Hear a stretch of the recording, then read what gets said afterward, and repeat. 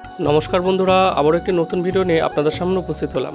আজকে ভিডিওর বিষয়বস্তু হলো বনসাইয়ের প্রুনিং। এখন যে গাছটি দেখতে পাচ্ছ এটি হলো পাকুড় গাছ। অনেকেই পাকুড় এবং গয়া অশোক্তের মধ্যে গুলিয়ে ফেলো। আজকে সামনাসামনি দেখে নাও এই যে পাকুড় গাছ। অনেকে এটি বাংলাদেশে আমবট বলে উল্লেখ করে। সে যাই হোক, এখন আমি তোমাদের দেখাতে চলেছি গাছের ডাল কখন প্রুনিং করবে। অনেকেই বনসাই করা মানেই মনে করে গাছের ডাল ঘন ঘন কাটা। আপনারা দেখুন, 1 হাত লম্বা হয়ে গেছে ডালটি, তাও এখনো পর্যন্ত আমি এটা কাটিনি। ভেবেছিলাম এই বছর এই ডালটি কাটবো না, সামনের সিজনে কাটবো, তবুও একটু শেপে আনা প্রয়োজন ছিল, তাই কেটে ফেললাম। একটা কথা এখানে উল্লেখ করি, গাছের ডাল যখন কাটবে এমন পাতার কোনা দেখে অর্থাৎ পর্বমধ্য দেখেই গাছের ডাল কাটবে, সেখান থেকেই নতুন ডাল গজায়। প্রথমেই তোমাদের দেখিয়ে দিলাম পর্বমধ্য কাকে বলে। এবার চলুন একটু একটু করে গাছের ডাল কাটি এবং বনসাই সম্পর্কে সাধারণ জ্ঞানগুলো তোমাদের দিই। বনসাই করা মানে অনেকেই মনে করে ঘন ঘন ডাল কাটা, কিংবা গাছকে ওয়ারিং করে রাখা, কিংবা ঘন ঘন গাছটাকে তুলে তার শিকড় কেটে দেওয়া। আসলে এগুলো যতটা গুরুত্ব আছে তার চেয়েও বেশি গুরুত্ব গাছকে ছোট টবে কি করে বাঁচিয়ে রাখা যায়। আপনি যদি খুব